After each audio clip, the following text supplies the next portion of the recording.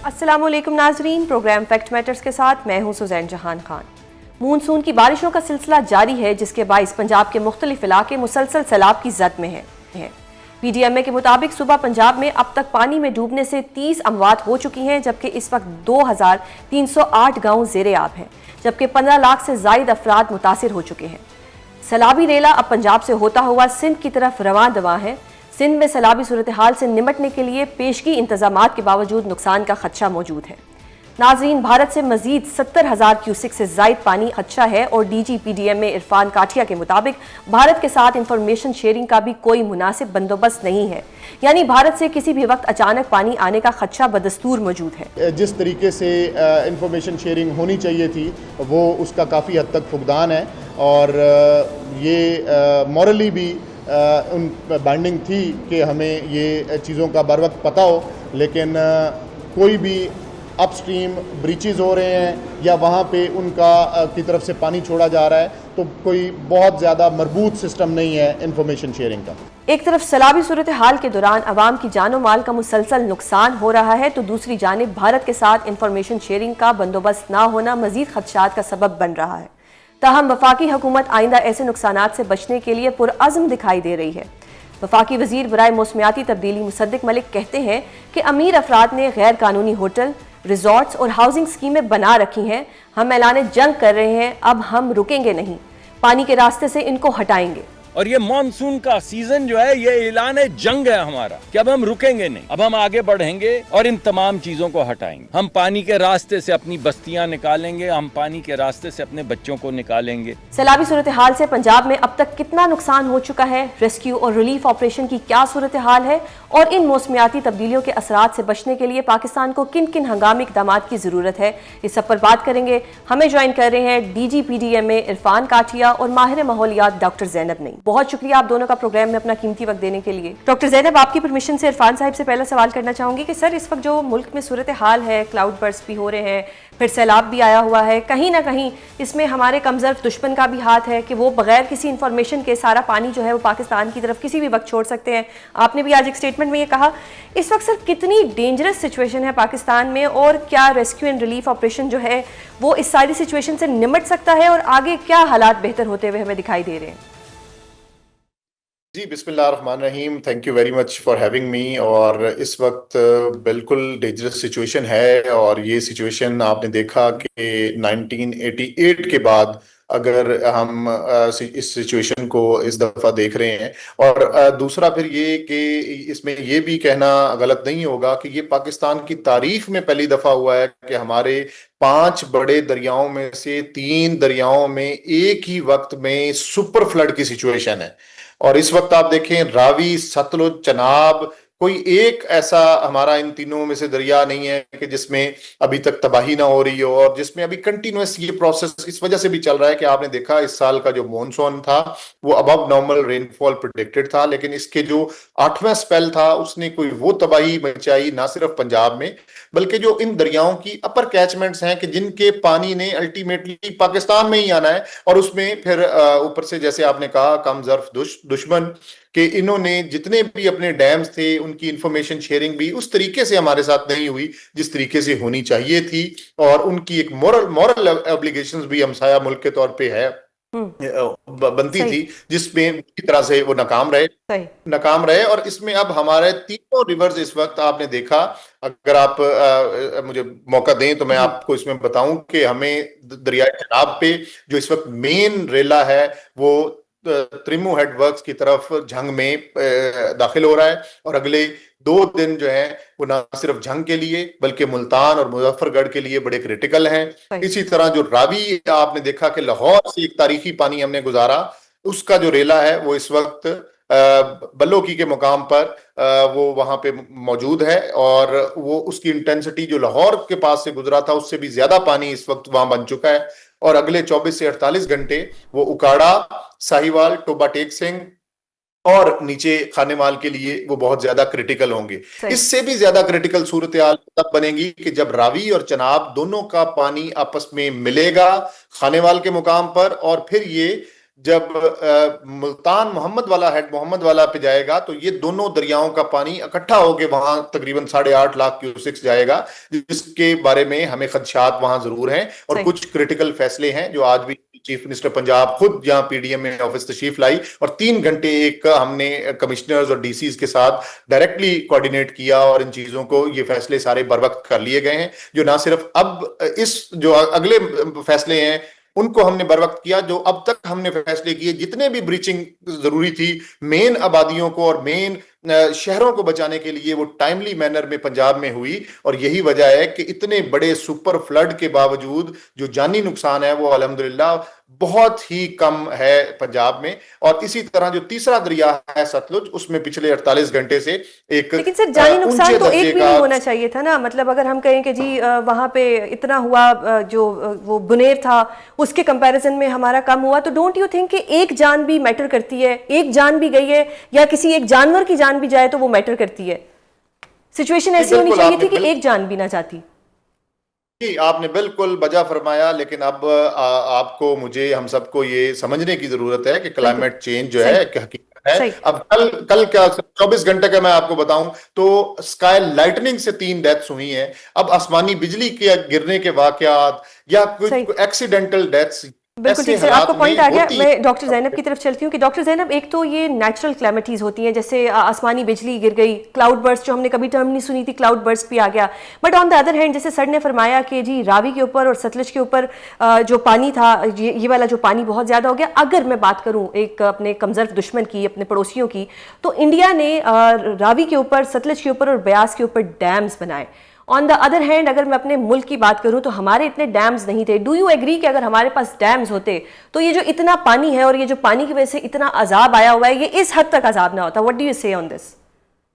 देखिए, डैम्स की डिबेट जो है वो इसलिए जरूरी नहीं कि मतलब वो सैलाब से आपको बचा सकते थे। डैम्स इसलिए जरूरी होते हैं समटाइम्स कि आपकी जो स्टोरेज कैपेसिटी है वो इंटरनेशनल स्टैंडर्ड के मुताबिक बहुत कम है और हम उसमें कम उसके लेवल पर नहीं आते जो जियो पोलिटिकल और जियो पोलिटिकल लेंस से और स्ट्रेटेजिक लेंस से जरूरी होती है। इंडिया की सही है, चाइना की अच्छी है, बाकी ममालिक की सही है, पर हमारी उतनी अप टू द मार्क नहीं है। अगर जो डैम की लोकेशन अभी कुछ बड़े डैम की लोकेशंस डिसाइडेड हैं, अगर वहां डैम्स होते तो हाँ, हम उससे ये जो नॉर्थ में बारिशें होती हैं, ग्लेशियाई झीलों के फटने से जब पानी आता है और वहां पे जो ये क्लाउड बर्स्ट जैसे मामला होते हैं तो वहां पे पानी को स्टोर किया जा सकता है। लेकिन ये जो अभी मैदानी इलाकों में सैलाब है, दरियाई सैलाब, इनको रोकने के लिए वो डैम्स वो टोटल अलग चीज है, वो उसमें हेल्प नहीं कर सकते। इनको रोकने के लिए आपको छोटे रेजर्वॉयर्स चाहिए होते हैं, छोटी कैनाल्स चाहिए होती है, आपको चेक डैम्स चाहिए होते हैं जो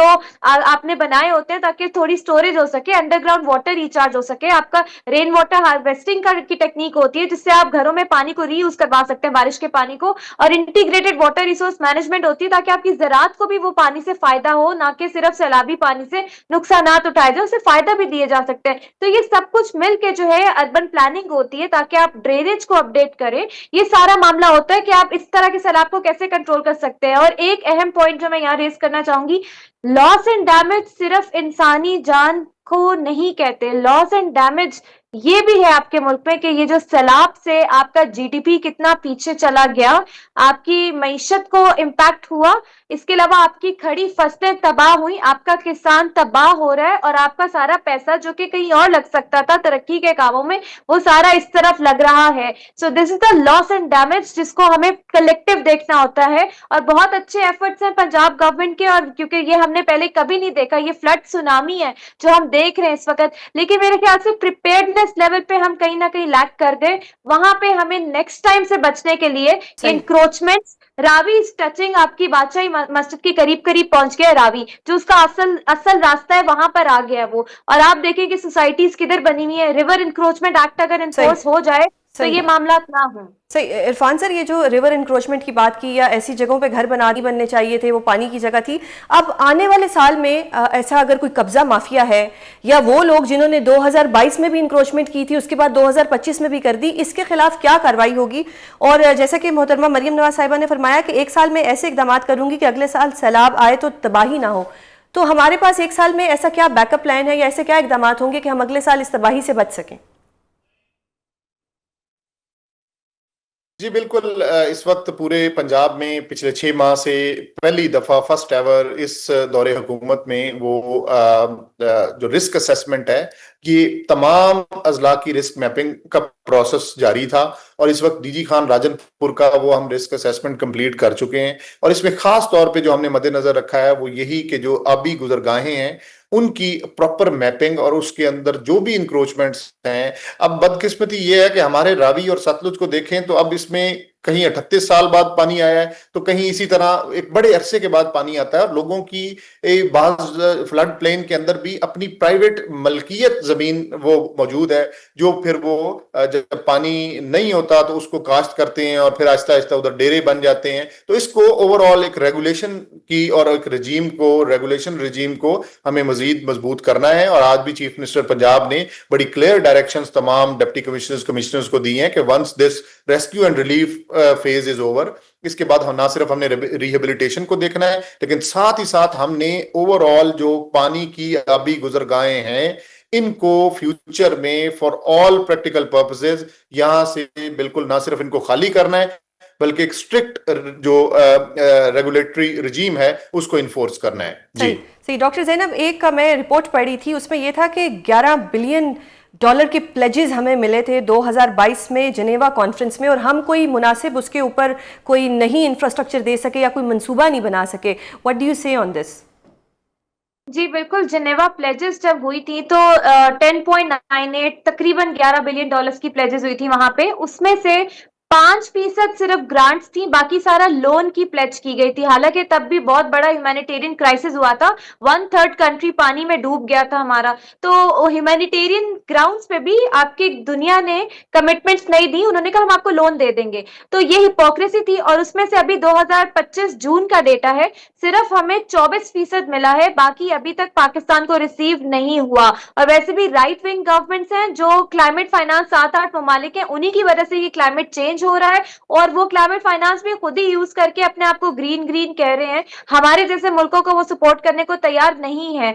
इसके लिए एक सजेशन है आपके प्लेटफॉर्म से कि पाकिस्तान अपना डेटा जो है, डेटा इंटीग्रेशन, दुनिया को अपना ये जो क्लाइमेट चेंज से तबाही है उसको सही तरीके से दिखाने के लिए जरूरी है कि डेटा इंटीग्रेट करे, ये पूरा इकट्ठा करे, अपनी मिस गवर्नेंस को ठीक करे और दुनिया के साथ अपना केस लड़े इंटरनेशनल फोरम्स पे कि आप लोगों की वजह से हम भुगत रहे हैं और हमें रेपरेशंस चाहिए, जो कि हमारा राइट है। अभी तक तकरीबन जो मैं एस्टिमेट लगा रही थी, $4 से $6 बिलियन का नुकसान अभी तक ऑलमोस्ट हो चुका है। और ये वो एस्टिमेट है जिसमें काफी चीजें भी डॉक्यूमेंट होनी है, ये हुई नहीं है। तो आप अंदाजा कर लें कि हम लोग किस तरह से अफेक्ट हो रहे हैं। बहुत शुक्रिया आप दोनों का प्रोग्राम में अपना देने के लिए। नाजरीन, हमें ज्वाइन किया है अहमद इकबाल चौधरी साहब ने। सर बहुत शुक्रिया प्रोग्राम में अपना कीमती वक्त देने के लिए।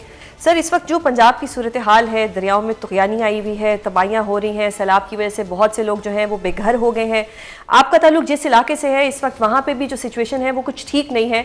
क्या आप हमें बताएंगे कि इस वक्त ऑन ग्राउंड रियलिटी क्या है, और जो ये तुगयानी है, जो सैलाब है, इसकी क्या सूरत हाल है, और गवर्नमेंट अभी तक क्या कर रही है इन सब चीज़ों से बचने के लिए? और जो लोग हैं वहाँ पे, उनके लिए कोई कैंप लगाया गया है, उनको सेफ जगह पे मुंतकिल कर दिया गया है? सबसे पहली बात ये कि जी जो 26 अगस्त को सैलाब आया, पहला रेला पाकिस्तान में दाखिल हुआ, वो इसी मुकाम से, इसी तहसील जफरवाल से एंटर हुआ, नाला डेक से। और नाला डेक की कैपेसिटी जो है नॉर्मल हालात में वो 10-15 हज़ार क्यूसेक होती है, उसकी मैक्सिमम कैपेसिटी 30 हज़ार क्यूसेक होती है। लेकिन यकायक उस नाले में 1 लाख क्यूसेक जम्मू से पानी आया, जिसने बहुत ज़्यादा तबाही फेरी। और उसके साथ ही रावी में 2.5 लाख से ज़्यादा, 2.5 लाख क्यूसेक से ज़्यादा पानी, बसिंतर में 65 लाख क्यूसेक से ज़्यादा पानी, ओवरऑल 4.5 लाख क्यूसेक पानी ज़िला नारोवाल में एक दिन में मुख्तलिफ नालों से और दरिया रावी के ज़रिए एंटर किया। और 26 अगस्त का दिन नारोवाल की तारीख में, ज़िला नारोवाल की तारीख में एक बहुत तकलीफ दे दिन के तौर पे याद रखा जाएगा कि तकरीबन पूरा ज़िला डूब गया था। अब भी इस वक्त अभी तो आप जो व्यू देख रहे हैं वो सनसेट का है, लेकिन इसके पीछे जो जम्मू की पहाड़ियाँ हैं जो मेरे सामने, वहाँ पे शदीद काले बादल हैं। और कल रात भी जम्मू में बारिश होती रही और डेक 3,000 क्यूसेक से रात 40,000 क्यूसेक तक चला गया, और उसने अपना रास्ता बिल्कुल बदल लिया है और अभी भी हम खतरे से बाहर नहीं है। सही, यानी यहाँ मजीद पे बारिशें बहुत होने का खदशा है। मजीद बारिशें होने का खदशा है। नाला डेक ने अपना जो बंद टूटने के बाद अपना रास्ता जो है वो तब्दील कर लिया और अब वो एक नया रास्ता उसने ले लिया है जो आबादियों के साथ से गुजर रहा है और वो स्प्लिट हो गया है और कुछ इस वक्त बड़ी आबादियां खतरे में हैं क्योंकि अगर उसमें तुगयानी दोबारा आती है तो हम उनको खाली करा रहे हैं, वैक्यूएट करा रहे हैं और हुकूमत जो है वो आज से नहीं तकरीबन हम 18 अगस्त से यानी 8 दिन पहले से मुतहर्रक थे क्योंकि जम्मू से ये जो रेलें हैं जफरवाल में ये अगस्त के पहले महीने से आ रहे हैं और बार बार आ रहे थे। हमारे बंद जो है वो कमज़ोर हो रहे थे और हमने दिन रात काम करके मैं भी कोई तकरीबन 2 हफ्ते से अपने हल्के से नहीं निकला। 2 हफ्ते से यहाँ पे लोगों के साथ हूँ, इकट्ठे हम कम्युनिटी हुकूमत सारे मिल के पहले उन बंद को मजबूत करते रहे लेकिन उसके बाद इतनी बड़ी तबाही आई कि उसके सामने कोई चीज ठहर नहीं सकती थी।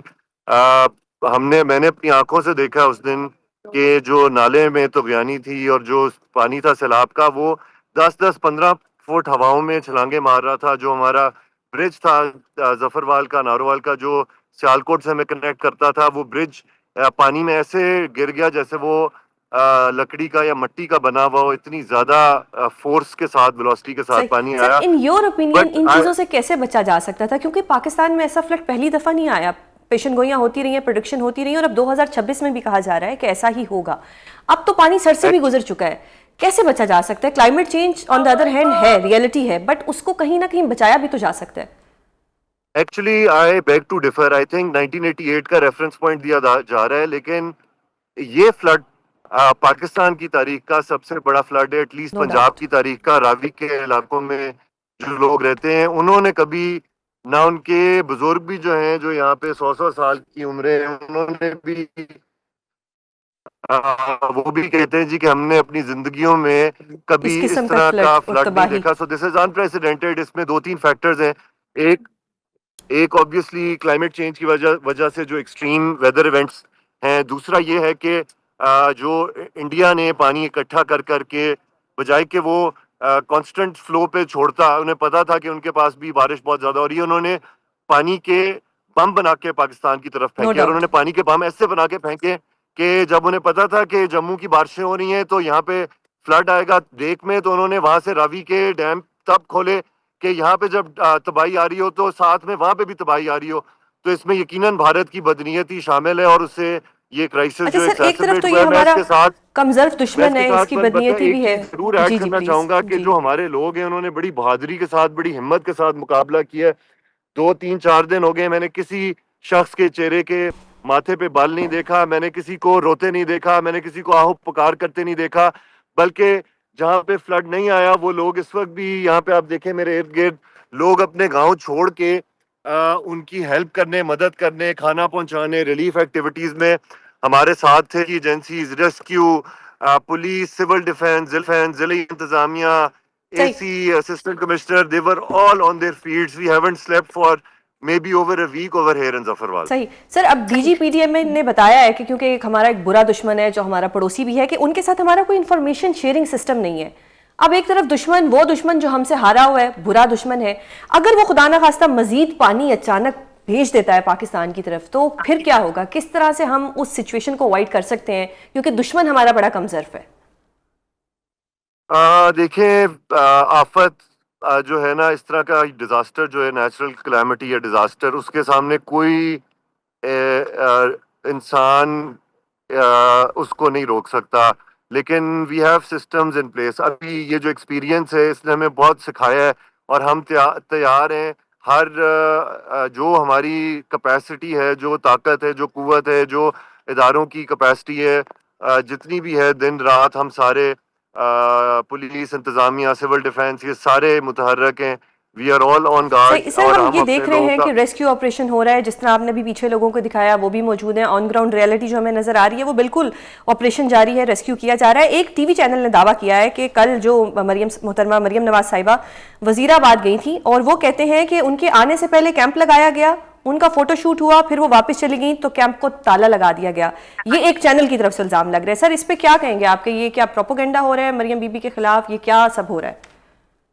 मैं दो बातें करना चाहूंगा। पहली बात ये कि आपने कहा कि लॉन्ग टर्म सोल्यूशन क्या है। लॉन्ग टर्म सोल्यूशन ये है कि हम पानी को जहमत की बजाय रहमत बनाने के रास्ते तलाश करें कि हम कैसे इस पानी का बेहतर इस्तेमाल कर सकते हैं। मुस्तकबिल में अगर सैलाब आए तो हम कैसे छोटी लेक्स बना के, झीलें बना के, जरूरी नहीं है कि डैम बनाए, हम झीलें बना के भी पानी को स्टोर कर सकते हैं। हम कैसे ग्राउंड वाटर रिचार्जिंग, जो अंडरग्राउंड वाटर रिचार्जिंग है, उसको इस्तेमाल करते हुए जो देहातों में पानी खड़ा होता है उसको ज़ेरे ज़मीन भेज सकते हैं। और अपने जो वाटरवेज हैं, जो ये नाले हैं, इनकी चैनलाइजेशन करके इनमें फ्लड प्रोटेक्शन बांध ऐसे बनाएं, क्योंकि इंडिया ने अपने फ्लड प्रोटेक्शन बांध और ठोकरें ऐसी बनाई हैं वो पानी को खिलाते हुए आते हैं और ताकि वो पानी फुल वेलोसिटी के साथ हिट करे।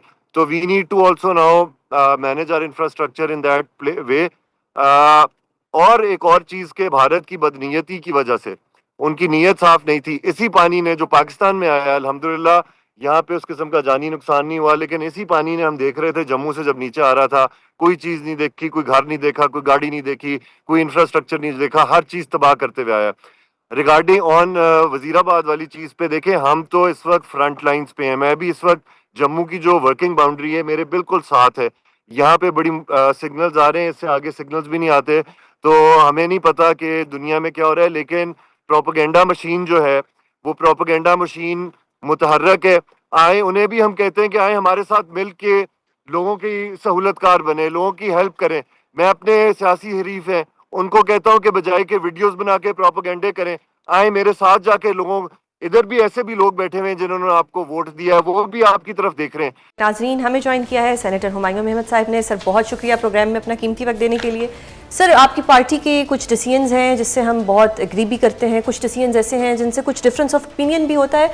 डोंट यू थिंक कि अपोजिशन में होना इज़ लाइक कि आप अपना एक नैरेटिव दे सकते हैं अपना, या हुकूमत को एक टफ टाइम दे सकते हैं?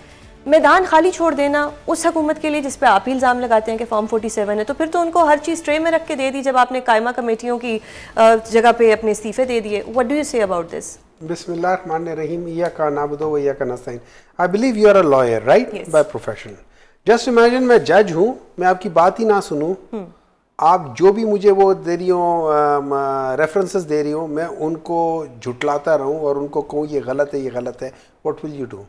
I'll keep coming to your court just to give you tough time. No, and you just to can't show give my me tough presence. time. You can't give me tough time. Yes, you will come there, you will give presence. We have been doing that thing for so much time. लेकिन अब बात आ जाती है, हम लोगों ने अभी तक ये डिसीजन नहीं लिया कि हम पार्लियामेंट से बाहर जाएंगे। हमने ये ज़रूर लिया कि कायमा कमेटीज़ के अंदर कोई फ़ायदा नहीं है। एक, जितने भी इंपॉर्टेंट बिल्स होते हैं they are not refer to कायमा कमेटी।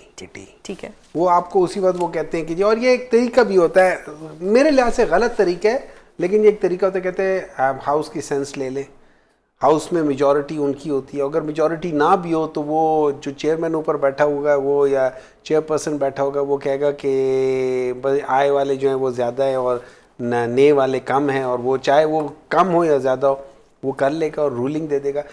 पाकिस्तान में unfortunately in the recent past और ख़ास तौर पे अभी पिछले 3-4 साल में जुडिशरी का रोल और पार्लियामेंट का रोल बहुत गलत हो गया। वो तो 26वीं तरमीम के बाद से सभी 26वीं, देखिए 26वीं तरमीम के बाद से नहीं, 26वीं तरमीम भी इसी पार्लियामेंट ने पास की है ना। उससे पहले जिस तरीके से लॉज पास हो रहे थे फ्रॉम आप ये समझ ले मई जून 2022 से, जिस तरीके से आप पहले कॉन्स्टिट्यूशन को वायलेट करने के लिए, आप कॉन्स्टिट्यूशन में आप मुझसे बेहतर जानती है, हर जगह पे लिखे होता है एज पर द कॉन्स्टिट्यूशन और द लॉ, ठीक है।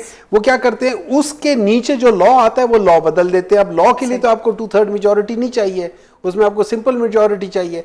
वो उस लॉ को बदल देते हैं, उसके बाद कहते हैं ये बदल दिया हमने। तो ये कल कोई नहीं के गले पड़ेंगे। देखिए बात इसके नहीं है, मुझे प्रॉब्लम ये नहीं कि उनके गले पड़ेंगे या मेरे गले पड़ेंगे। इट्स नॉट अबाउट मेरा गला या उनका गला, it's about the judiciary, it's about the system. पूरा सिस्टम खराब हो रहा है, तो ये पूरा सिस्टम तबाह हो रहा है, उस सिस्टम की तबाहकारी इज द प्रॉब्लम। तो सर, सिस्टम में रह के सिस्टम को सही करते हैं। देखिए आप सही भी कहती हैं, सिस्टम में रह के सिस्टम इसलिए नहीं है कि जो लोग unfortunately Pakistan People's Party, Pakistan Muslim League Noon और एक दो और बड़ी जमातें, मेरे ख्याल में मैं JUI को उसमें डालूंगा और MQM को भी डालूंगा। ये वो जमातें हैं जो बहुत अरसे से इस सिस्टम से फ़ायदा उठा रही थी। सही।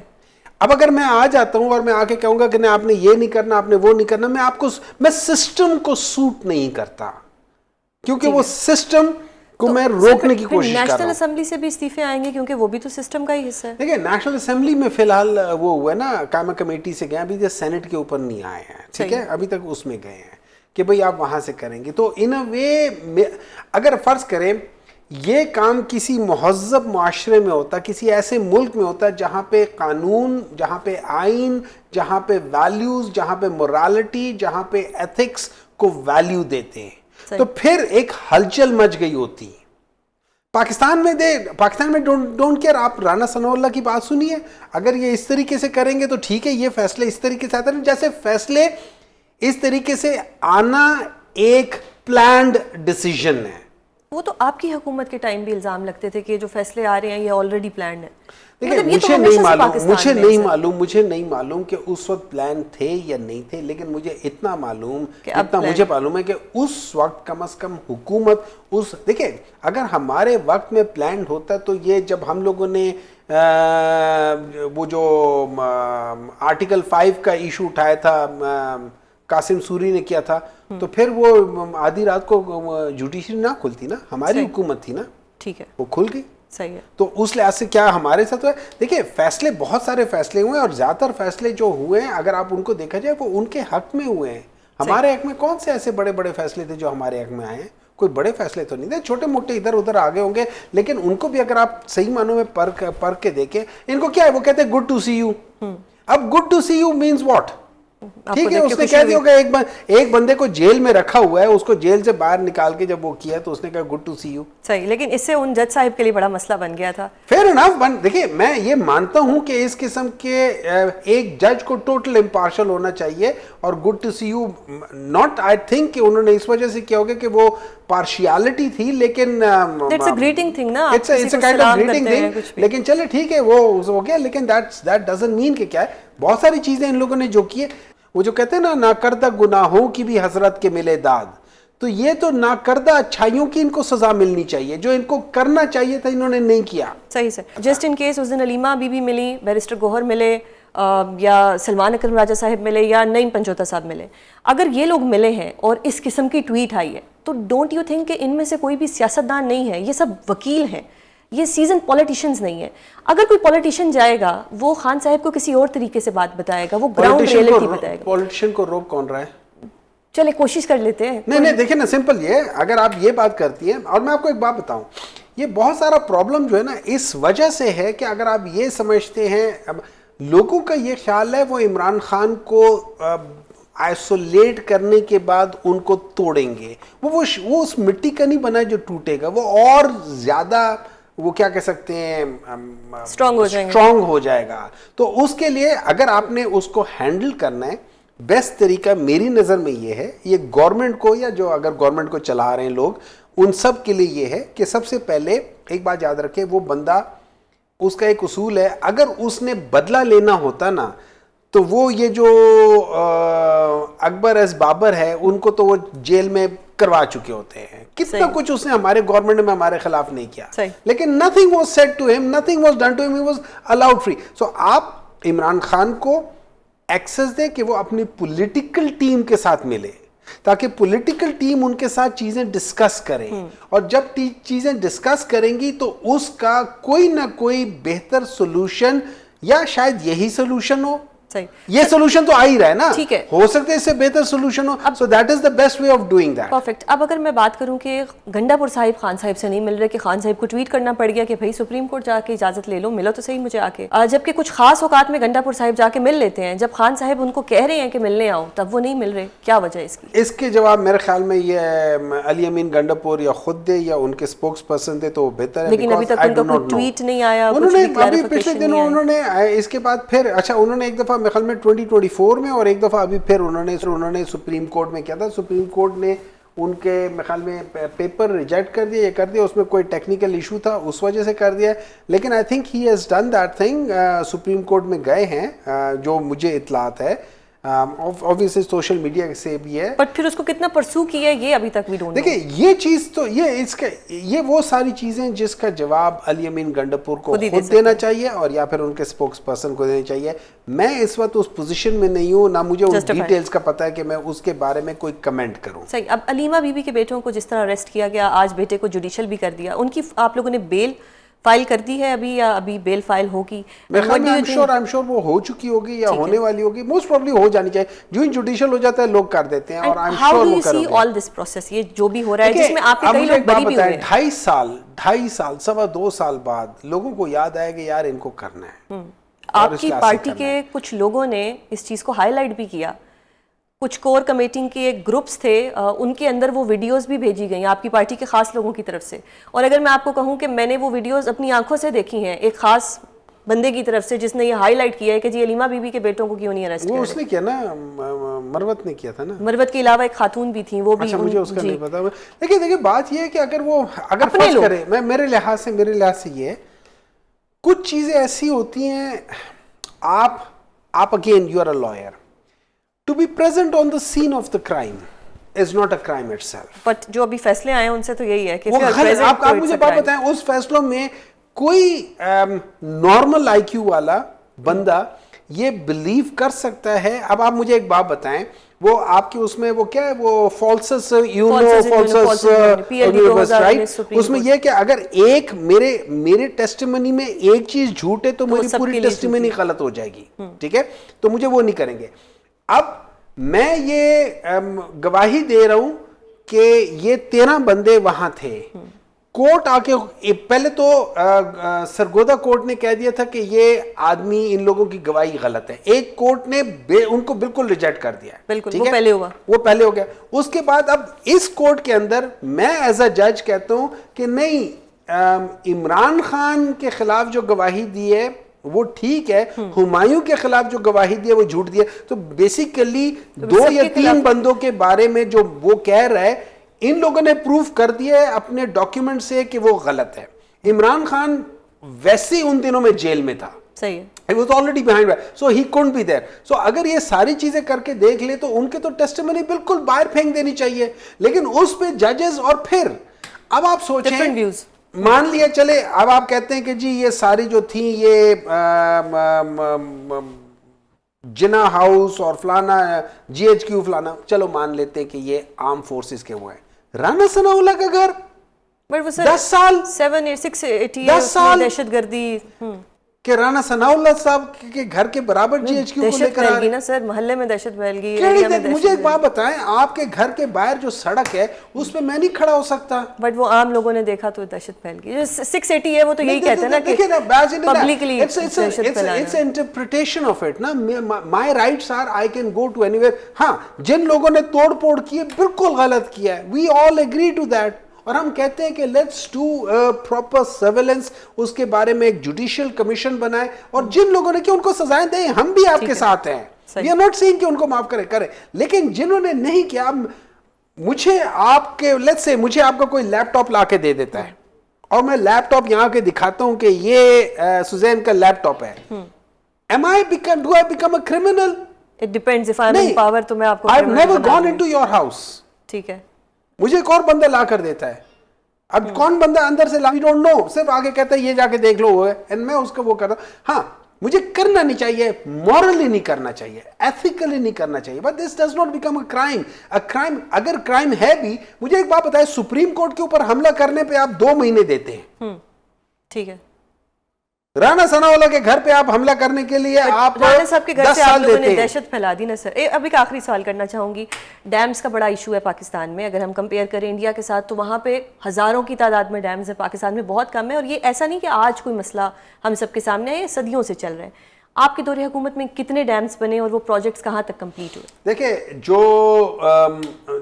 जो बड़े और छोटे प्रोजेक्ट्स टोटल मिला के तकरीबन 300 एंड समथिंग थे, उनमें से about 70 to 80% are either completed और नियर कंप्लीशन। जैसे मोमन डैम है या दासू डैम, ये सारे ये वो बड़े प्रोजेक्ट है जो 1984, 1980s, 1988 से they were in pipeline, but they were, उनके ऊपर कभी किसी ने कोई पैसा ही नहीं दिया और हम लोगों ने उनको स्टार्ट भी करवाया, फिर इन लोगों ने आके उनको फिर रुकवा दिया, उनको फिर ये स्लो डाउन कर दिया।